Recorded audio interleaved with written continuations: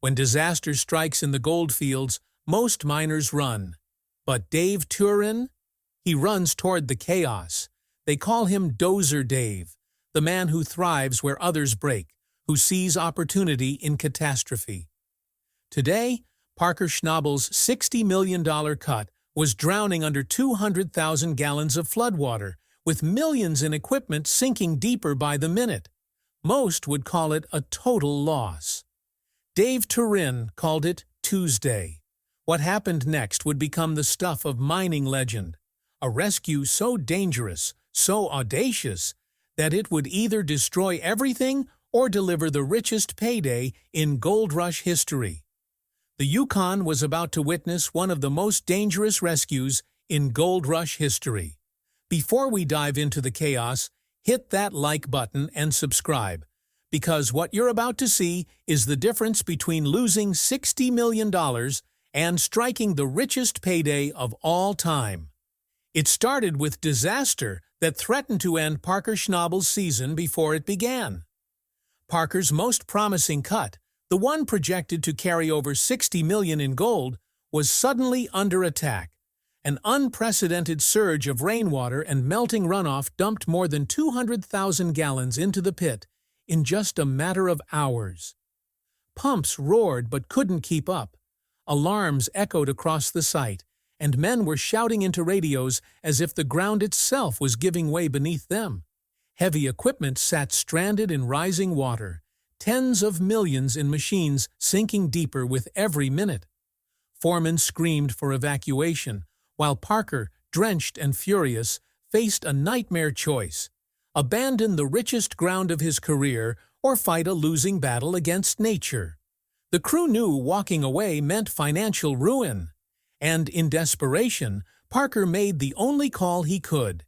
He dialed Dave Turin, the man miners whisper about when everything goes wrong, the one who thrives on impossible rescues.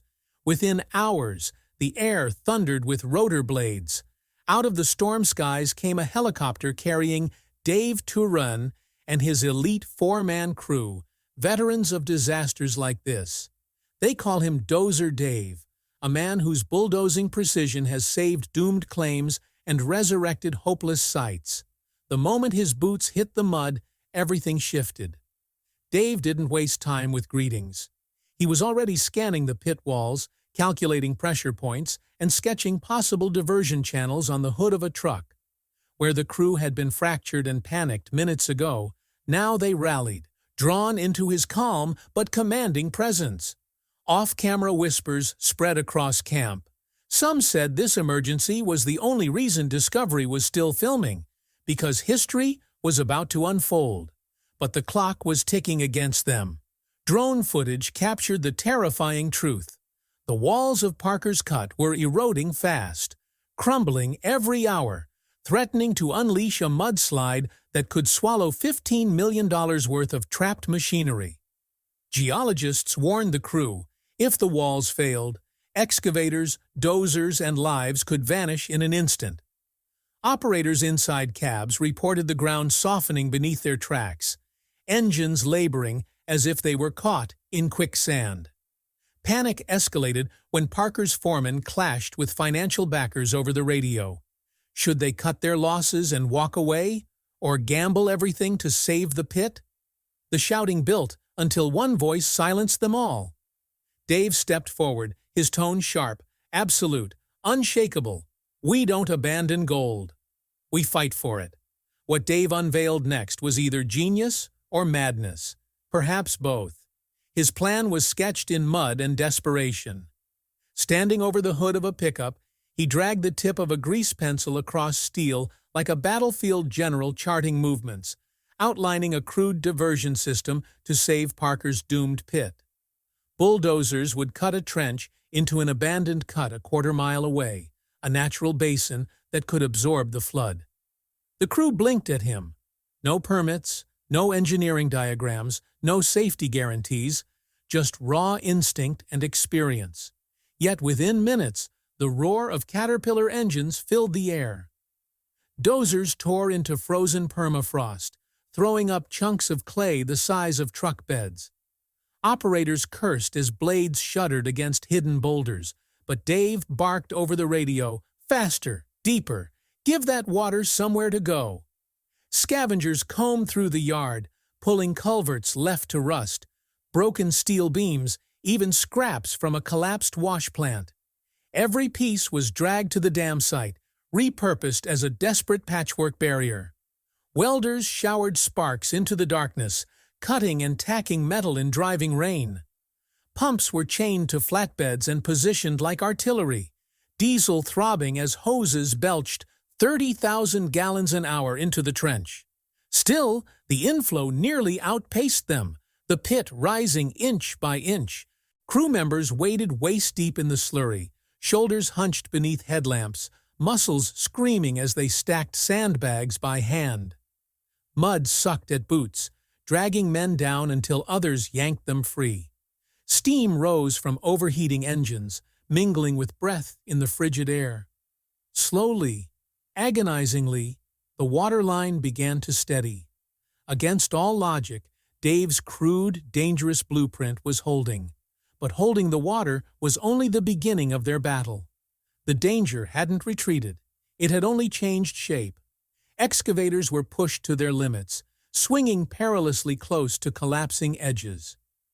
Each bucket tore thousands of pounds of unstable mud from slopes that shivered like wet cardboard.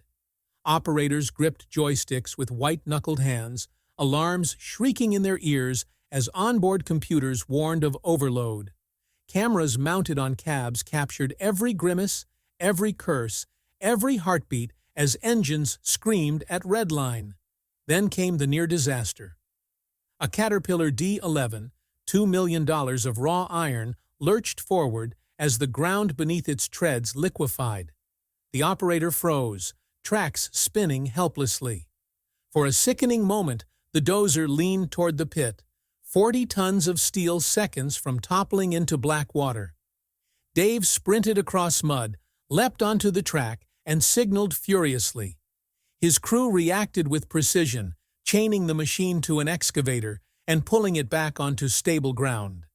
The site fell silent, except for engines idling, the kind of silence that tastes like adrenaline in the back of the throat. Later, in interviews, men admitted their fear. "One wrong move," one said, eyes distant, "and you're gone. You don't climb out of that." Yet Dave wasn't backing down. He rallied the shaken crew, voice cracking over radios, reminding them that the only way forward was sacrifice. Comfort meant nothing. Safety meant nothing. Gold was the mission. "We either bleed for it now," he growled, "or we lose it forever." Against that grim clarity, hesitation evaporated. They drove harder, closer, daring the pit to take them. As night fell, the camp transformed into something out of a war film. Floodlights blazed across mud, turning the site into a blinding stage of chaos. Sparks flared from torches, exhaust plumes boiled upward, and men staggered in exhaustion, working 36 hours straight with no reprieve. Coffee was gulped from grease-stained thermoses.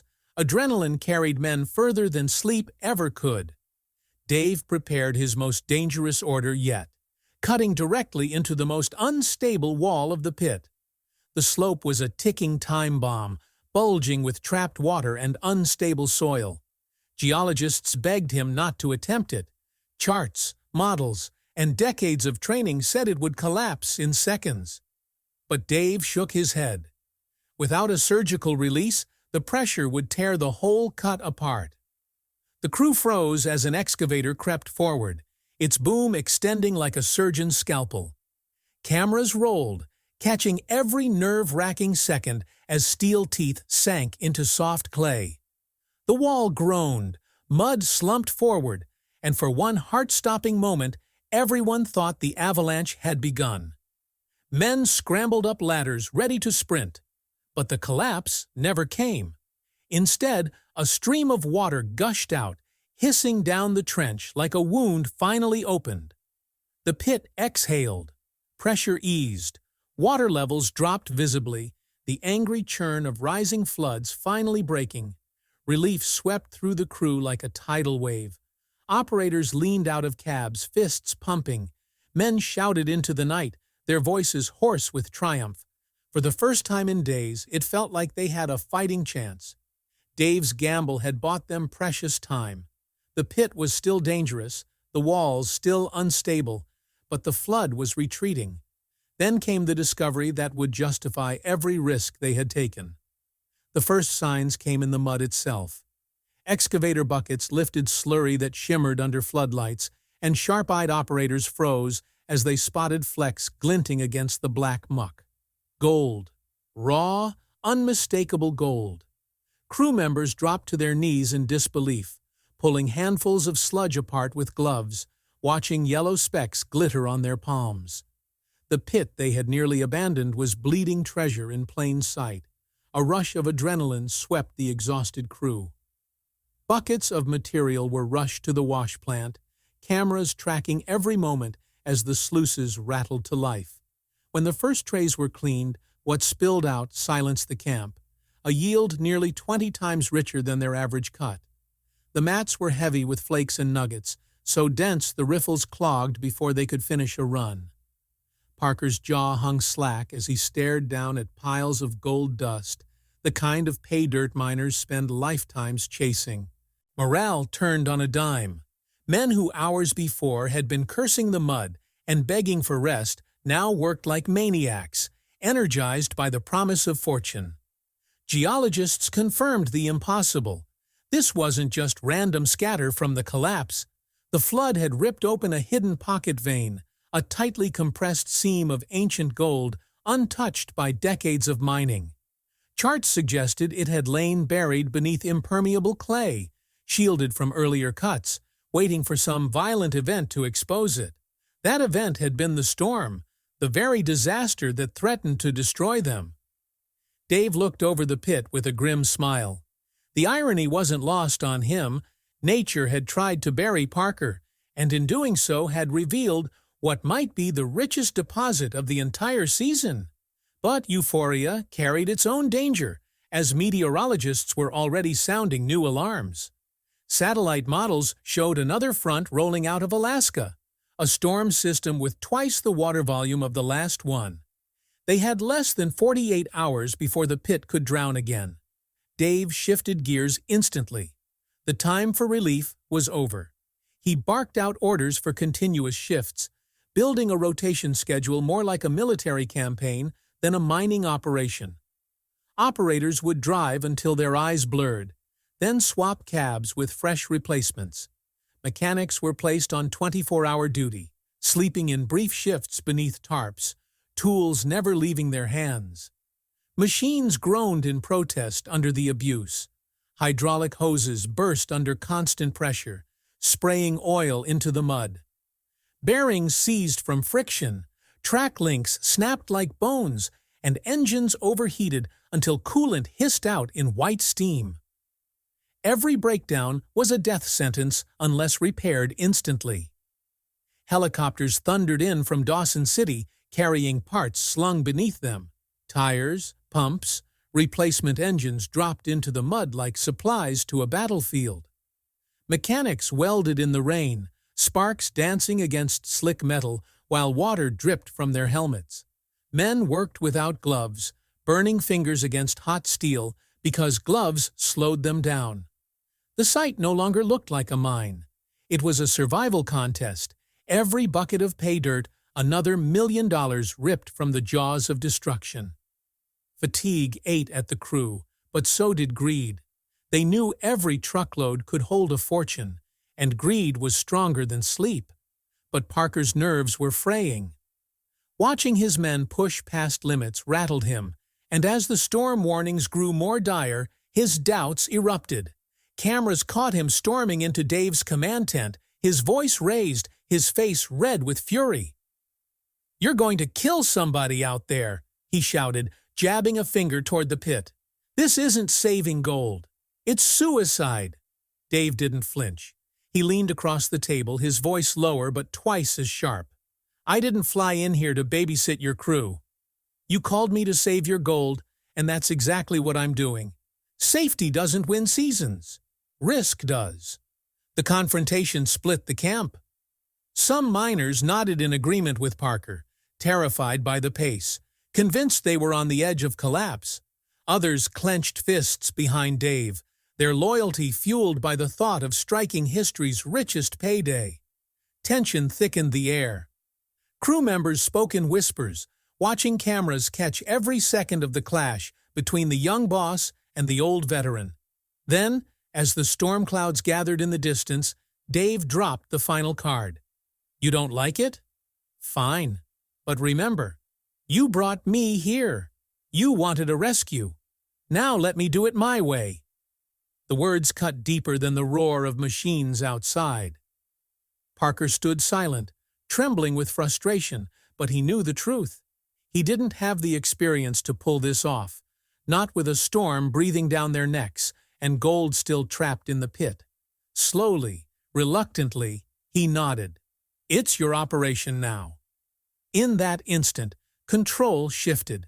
Dave Turin, the outsider, was handed the fate of Parker Schnabel's richest cut, the destiny of millions, and the lives of every man on site.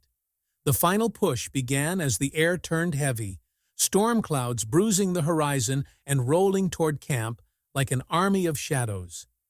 Radios crackled with warnings from meteorologists. Hours, maybe less, before the pit would be swallowed in rain and rising water. Dave climbed onto a flatbed and raised his voice over the engine roar. His command cut through the exhaustion that had hollowed out the crew. One more push. We don't stop until the rain takes it from us. Men who could barely stand after 3 days without proper sleep clenched their fists and climbed back into cabs. The ground shook as trucks thundered down the muddy haul road, 20 tons of pay dirt rattling in each bed. The pit turned into a conveyor of desperation, excavators scooping, loaders feeding, and truckers flooring it through muck so deep their axles disappeared. The wash plant screamed under the abuse, sluices overflowing with slurry so rich it sparkled like molten sunlight. Crewmen scrambled to clear the mats, dumping gold-laden concentrates into buckets as fast as they could, only to find riffles clogging again moments later. The sheer volume of pay dirt was overwhelming. Men staggered with fatigue. One operator slumped against his wheel, eyes half closed, until Dave himself yanked the cab door open and barked, "Get back in there! One more load!" Mechanics sprinted to patch hoses and weld cracks as fast as machines broke. Even when a truck slid sideways in the mud and nearly rolled, they chained it upright and sent it back into the line. The storm winds began to howl through camp, whipping tarps and rattling steel, but the convoy pressed on. Each truckload hauled was $1 million clawed back from disaster, and no one dared quit. Then, at last, the end. A final excavator bucket swung high, dumping its last scoop into the last truck. The driver gunned the engine, wheels spitting mud as the convoy's tail rolled toward the plant. Crewmen cheered through cracked voices, raindrops peppering their helmets as the first sheet of storm water hissed into the pit. The timing was so exact it felt scripted. The last truckload pulled out as the Yukon sky ripped open, thunder cracking overhead. The camp exhaled in unison. The race was done, but the cost would not be counted until the weigh-in. When the moment of truth arrived, the gold room smelled of sweat, diesel, and anticipation. Men shuffled in like soldiers returning from a battlefield, eyes bloodshot, hands trembling from exhaustion. The mats, concentrates, and clean-out buckets had all been collected into a mountain of pay dirt, waiting to be melted, poured, and weighed. Cameras zoomed tight on every step. Silence hung heavy as the first bars of molten gold were poured, cooling into gleaming bricks that hissed and smoked on the steel table. Bar after bar stacked up, the clatter of metal on metal echoing like church bells. Scales whirred, digital numbers climbing in glowing red digits that seemed to burn into everyone's eyes. Crewmen leaned forward, jaws slack. Even Parker, hardened by years of cleanouts, stared like a rookie seeing gold for the first time. The numbers leapt higher and higher, dwarfing their best weeks, even their best seasons. By the third tray, some crew members were whispering prayers, curses, or both. Then the midpoint tally flashed, and a ripple of shock passed through the room.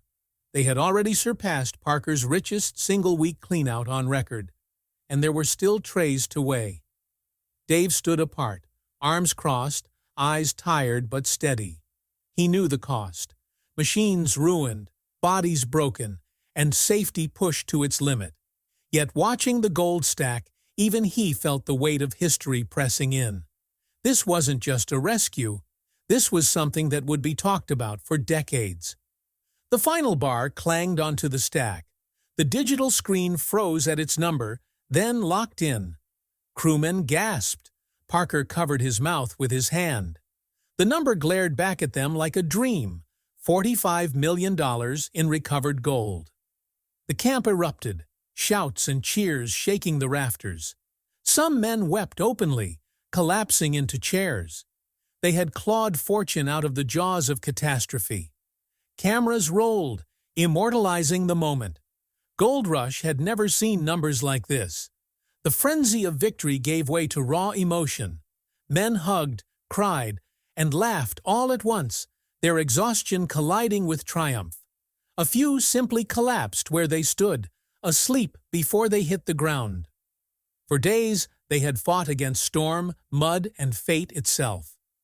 Now, surrounded by stacks of gleaming bars, they understood the magnitude of what they had done.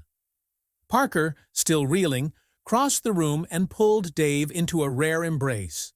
For years, their relationship had been one of rivalry, mentorship, and occasional conflict.